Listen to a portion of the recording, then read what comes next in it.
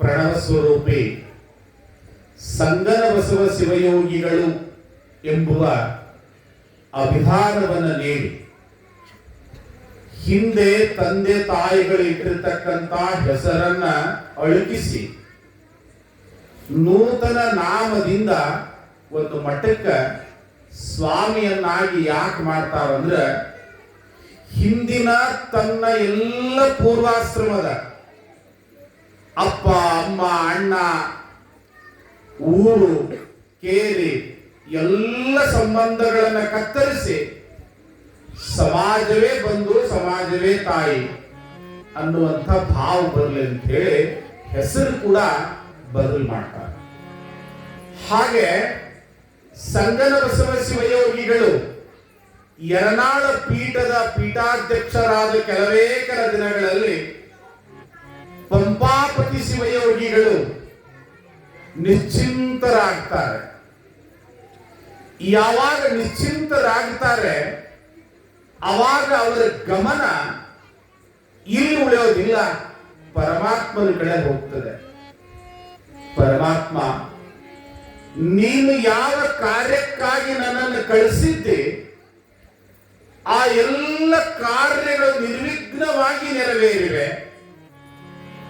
ಆ ಕಾರಣದಿಂದ ನೀನು ಕರೆದುಕೋ ಅಂತ ಹೇಳಿ ಶಿವನಲ್ಲಿ ಭಿನ್ನವಿಸಿಕೊಂಡು ಶಿವನ ಕರೆಗೆ ಹೋಗೊಟ್ಟು ಪಂಪಾಪತಿ ಶಿವಯೋಗಿಗಳು ಲಿಂಗದಲ್ಲಿ ಲೀನವಾಗ್ತಾರೆ. ಹಿರಿಯ ಸ್ವಾಮಿಗಳು ಲಿಂಗೈಕ್ಯರಾಗಿರ್ತಕ್ಕಂಥ ದುಃಖದಲ್ಲಿ ಅವರ ಎಲ್ಲ ಅಂತಿಮ ವಿಧಿವಿಧಾನಗಳನ್ನ ಶಾಸ್ತ್ರಬದ್ಧವಾಗಿ ಬಸವಾದಿ ಪ್ರಮಥರ ಸಿದ್ಧಾಂತಕ್ಕೆ ತಕ್ಕ ಹಾಗೆ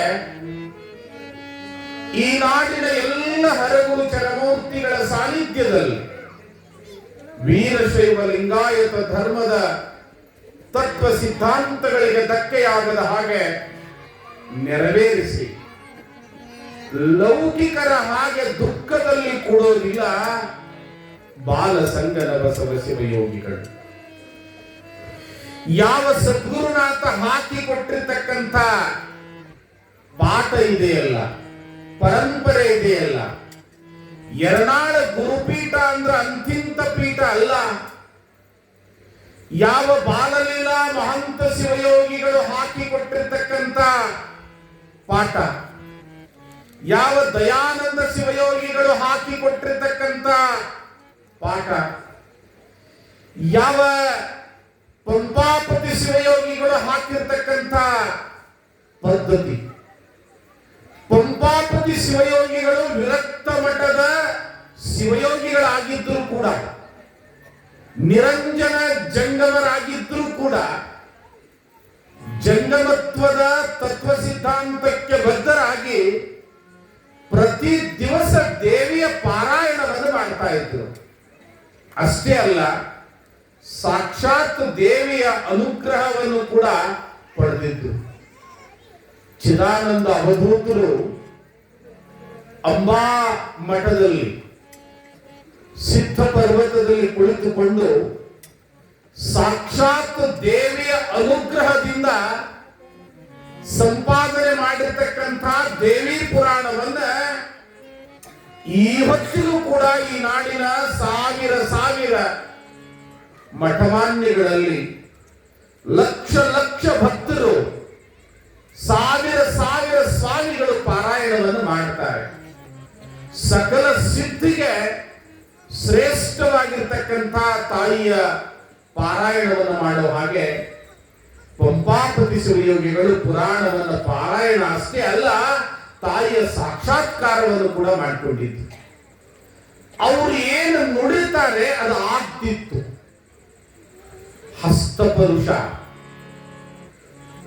ನಾಲಿಗೆ ಪರುಷ, ನೇತ್ರ ಪರುಷ, ಸ್ಪರ್ಶ ಪರುಷ, ಅವರಿಗೆ ಪಂಚ ಪರುಷಗಳು ಒಲಿದಿದ್ದು ಸಿದ್ಧಿಯಾಗಿತ್ತು.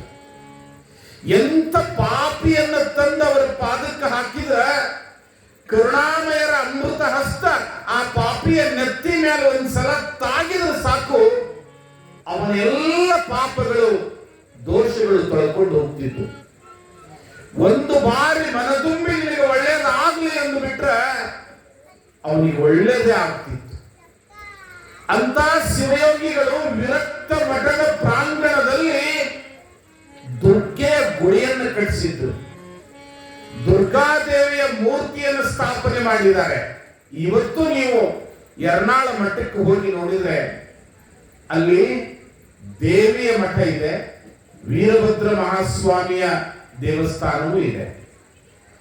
ಇವತ್ತಿನ ಯರ್ನಾಳ ಮಠದ ಪೀಠಾಧ್ಯಕ್ಷರು ಕೂಡ ಪ್ರತಿ ದಿವಸ ಆ ದೇವಿಯ ಪಾರಾಯಣವನ್ನು ಮಾಡ್ತಾರೆ.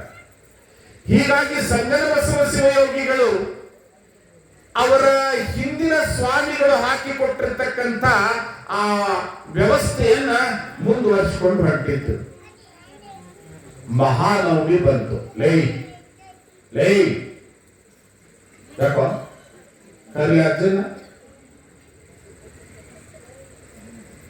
ಆ ವ್ಯವಸ್ಥೆಯನ್ನ ಮುಂದುವರಿಸಿಕೊಂಡು ಹೊಂಟಿದ್ರು. ಮಹಾನವಮಿ ಬಂತು. ಇವಾಗ ಮಹಾನವಮಿಗೆಲ್ಲ ಏನ್ ಮಾಡ್ತೀರಿ? ಈ ಭಾಗದಾಗೆಲ್ಲ ಘಟ್ಟ ಹಾಕ್ತಿರಲ್ಲ, ಮನೆಯವ್ರಿಗೆ ದೀಪ ಹಾಕ್ತೀರಿ. ಕೆಲವರು 9 ದಿವಸ ಹಾಕ್ತೀರಿ, ಕೆಲವರು 5 ದಿವಸ ಹಾಕ್ತೀರಿ. ಅದರಲ್ಲೂ ಹೆಣ್ಮಕ್ಳು ಇಡೀ 9 ದಿವಸನೂ ಉಪವಾಸ ಇರ್ತೀರಿ. 1-2 ದಿವಸ ತ್ರಾಸ ಅನಿಸ್ತದ, ಆಮೇಲೆ ನಿಮ್ಗೇನು ತ್ರಾಸ ಅನ್ಸೋದಿಲ್ಲ. ಯಾಕಂದ್ರ ಆ ದೇವಿಯ ಧ್ಯಾನದಲ್ಲಿ ಇರ್ತೀರಿ. ಹಾಗೆ ದಸರೆ ಬಂದಾಗ ಬಂತನಾಳದ ಅಪ್ಪಗಳು, ಅವತ್ತಿನ ಯರನಾಳದ ಸಂಗನಬಸವ ಶಿವಯೋಗಿಗಳು ಅಪ್ಪುಗಳು ಹಾಕಿರ್ತಕ್ಕಂಥ ದೇವಿ ಪುರಾಣವನ್ನ ನಾನು ಈ ವರ್ಷ ಪ್ರವಚನ ಮಾಡ್ತೀನಿ. 12 ವರ್ಷದ ಪ್ರಾಯದ ಕಂದ ಪೀಠವನ್ನು ಏರಿ ಕುಳಿತಿರ್ತಕ್ಕಂಥ ಮಹಾಶಿವಯೋಗಿ ನಾನು ಪ್ರವಚನ ಮಾಡ್ತೀನಿ ಅಂದಾಗ ಉಕ್ಲಿ ಜನ, ಯರನಾಳದ ಜನ, ಪಕ್ಕದ ಅರಳಿ ಚಂಡಿ ಜನ, ಸುತ್ತಮುತ್ತಲ ಹಳ್ಳಿ ಜನ ಎಲ್ಲ ಬಹಳ ಖುಷಿಯಾಗುತ್ತೆ.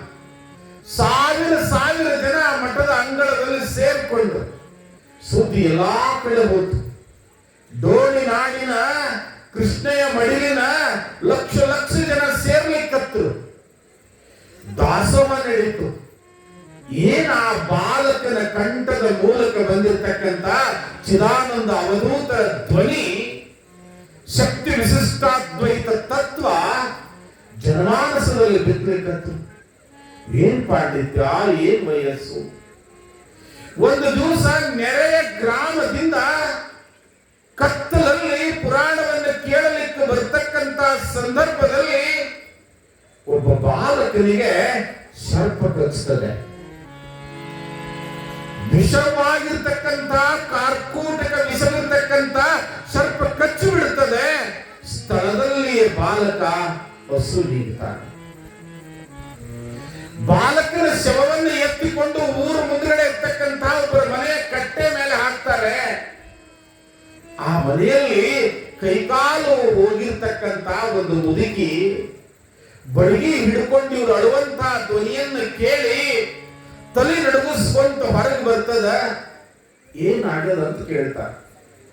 ಇವ ಅಪ್ಪಗಳ ಪ್ರವಚನ ಕೇಳಿಕ್ ಬರ್ತಿದ್ವಿ. ಸಾಕ್ಷಾತ್ ಮಹಾಮಂಗಳೇ ಜಗದೀಶ್ವರಿ ಈ ಲೋಕದ ಅಣುರೇಣು ತುಣಗಾಷ್ಟಗಳಿಗೆ ಅತ್ಯಂತ ಕಾರಣೀಕರ್ತಳಾಗಿರ್ತಕ್ಕಂಥ ದೇವಿಯ ಪ್ರವಚನಕ್ಕೆ ಮಗನ ಕರ್ಕೊಂಡು ಬರುವಾಗ ಮಗನಿಗೆ ಸರ್ಪ ಕಚ್ಚಿದೆ, ಜೀವ ಹೋಗಿದೆ. ಹುಚ್ಚರದಿರಿ ನೀವು, ಜೀವ ಹೆಂಗ್ ಹೋಗ್ತೈತಿ? ನೀವು ಇಲ್ಲೇ ಇಟ್ಕೊಂಡು ಕುಂತ್ರೆ ಅಂದ್ರೆ ಅದಕ್ಕೆ ಜೀವ ಹೋಗ್ಯದಂತೀರಿ. ಬೆಂಕಿ ಅಂತ ಅಪ್ಪದನ ಮಠದಾಗ, ಬೆಂಕಿ ಅಂತ ಅಪ್ಪದನ ನಮ್ಮಪ್ಪ ಬಾಲ ಶಿವಯೋಗಿ, ಸಂಗನಬಸವ ಶಿವಯೋಗಿ. ಬರ್ರಿ, ನನ್ನ ಕರ್ಕೊಂಡು ಬರ್ರಿ, ಇವ ಬದುಕ್ತಾನೆ. ಮುದುಕಿಗೆ ಬುದ್ಧಿಲ್ಲ ಅಂದ್ರು. ಕಂಡುಂಡ ಅನುಭವಗಳನ್ನ ಹಂಚಿಕೊಳ್ತಾ ಇರ್ತಕ್ಕಂಥ ಅನುಭವಿಕರ ಮಾತುಗಳನ್ನು ಕೇಳಬೇಕು. ಮುದುಕಿ ಏನೋ ಹೇಳ್ತದ ಅಂದು ಬಿಟ್ಟೇವಂದ್ರ ಜೀವನದಲ್ಲಿ ಆಕ್ಸಿಡೆಂಟ್ ಆಗ್ತದ. ಹಿರಿಯರ ಅನುಭವದ ಮಾತುಗಳನ್ನು ಕೇಳಬೇಕು ತಂಗಿ. ವಯಸ್ಸಾಗಿರ್ತಕ್ಕಂಥ ನಿಮ್ಮ ಅತ್ತಿ ಮನೆಯೊಳಗೆ ಅದಾಳ ಅಂದ್ರ ಎಷ್ಟೋ ಜನ್ಮ ಜನ್ಮಾಂತರಗಳಲ್ಲಿ ನೀನಲ್ಲ, ನಿಮ್ಮ ತಾಯಿ ನಿಮ್ಮ ತಂದೆ ಮಾಡಿರ್ತಕ್ಕಂಥ ಪುಣ್ಯದ ಫಲದಿಂದ ಒಬ್ಬ ವಯಸ್ಸಾದ ಅತ್ತಿ ನಿನ್ನ ಮನೆಯೊಳಗೆ ಅದಾಳ ಅಂತ ತಿಳ್ಕೋ. ಆ ಅತ್ತಿನ ಹೆಡಕ್ ಹಿಡಿದು ನೀವು ಹೊರಗೆ ಹಾಕಿದೆ ಅಂದ್ರ ಕತ್ತಿ, ನೀನು ಒಂದ್ ದಿವಸ ಅತ್ತಿ ಆಗ್ತೀಯ ತಂಗಿ, ನೀನು ಒಂದ್ ದಿವಸ ಅತ್ತಿ ಆಗ್ತಿ. ನಿಮ್ಮ ಅತ್ತಿಗೆ ನೀವು ಒಬ್ಬಕ್ಕನೇ ಸೊಸಿ ಇದ್ದಿ, ನೀ 2-3 ಗಂಡು ಮಕ್ಕಳನ್ನ ಹಡ್ದಿದಿ, ನಿನಗೆ 3 ಜನ ಸ್ವಾಟಿ ತಿಳಿತಾರ. ಏನ್ ಮಾಡಕ್ಕೇಳಿ? ನೀ ಮಾಡಿದ ಕಡುಬನ್ನ ನೀನ ಉಣ್ಬೇಕು ಹೊರತು ಅನ್ಯರು ಯಾರು ಉಣಂಗಿಲ್ಲ. ಈ ಜಗತ್ತಿನಲ್ಲಿ ನೀ ಮಾಡಿದ ರೊಟ್ಟಿ ಇನ್ನೊಬ್ರು ಉಣ್ತಾರ, ನೀ ಹಿಂಡಿದ ಹಾಲ ಇನ್ನು 10 ಮಂದಿಗೆ ಚಾ ಆಗ್ತದ.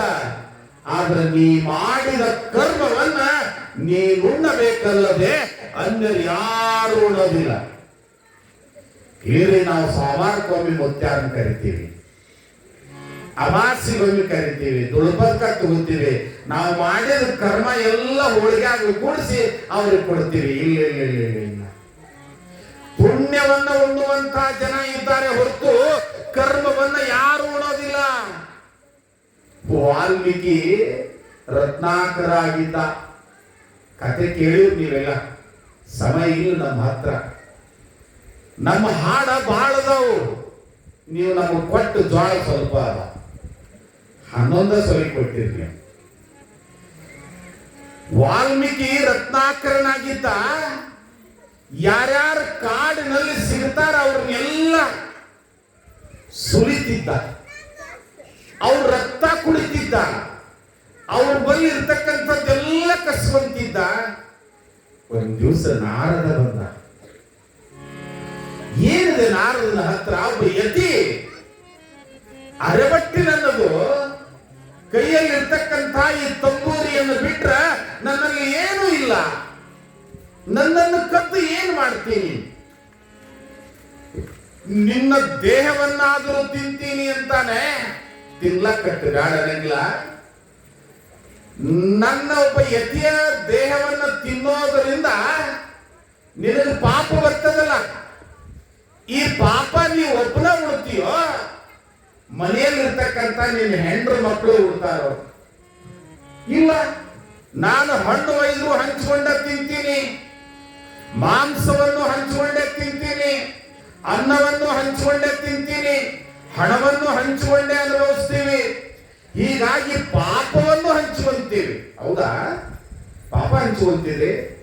ಹೋಗಿ ನಿನ್ನ ಮಡದಿಯ ಹತ್ತಿರ ಹೋಗಿ ಕೇಳು, ಒಬ್ಬ ಯತಿಯನ್ನ ಹತ್ಯೆ ಮಾಡ್ತೀನಿ, ಅದರಿಂದ ಉಂಟಾಗ್ತಾ ಇರ್ತಕ್ಕಂಥ ಪಾಪವನ್ನ ನೀ ನನ್ನ ಜೊತೆ ಹಂಚಿಕೊಂತೀಯ ಅಂತ ಕೇಳು.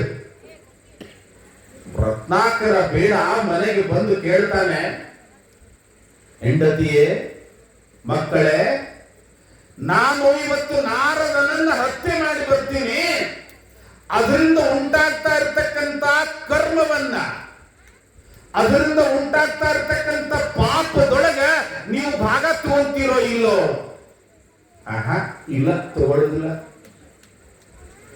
ನಾವು ತಗೊಳ್ಳೋದಿಲ್ಲ ಅಂತ ರತ್ನಾಕರ ಖಡ್ಗವನ್ನ ಹಿಡಿತಾನೆ. ಅವ್ರಂದಾಗ ನಿಮ್ಮನ್ನ ಯಾಕೆ ಉಳಿಸ್ಬೇಕು ಅಂದಾಗ ಹೆಂಡತಿ ಕೊಳ್ಳ ಪಟ್ಟಿ ಹಿಡಿದು ಕುಂದಿರಿಸಿ ಕೆಳಗೆ ಹೇಳ್ತಾಳ, ಏ ಹುಚ್ಚ, ನಿನ್ನ ಕೈ ಹಿಡಿಯುವಾಗ ಅಗ್ನಿಗೆ ಸಾಕ್ಷಿಯಾಗಿ ಆಣೆ ಮಾಡಿದ್ ನೀನು.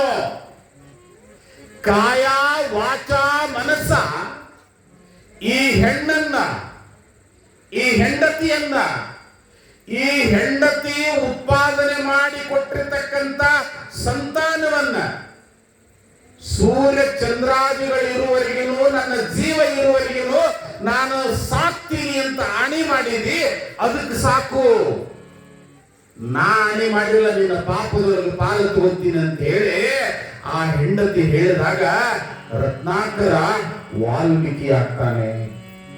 ತಪಸ್ಸಿಗೆ ಕುಂತ್ರ ಅವನು ಸುತ್ತಲೂ ಹುತ್ತು ಬೆಳೆಸಲಾಗ, ವಾಲ್ಮೀಕ ಬೆಳೆಸಲಾಗಿ ಆತ ವಾಲ್ಮೀಕಿ ಆಗ್ತಾನೆ, ಆತ ವಾಲ್ಮೀಕಿ ಆಗ್ತಾನೆ.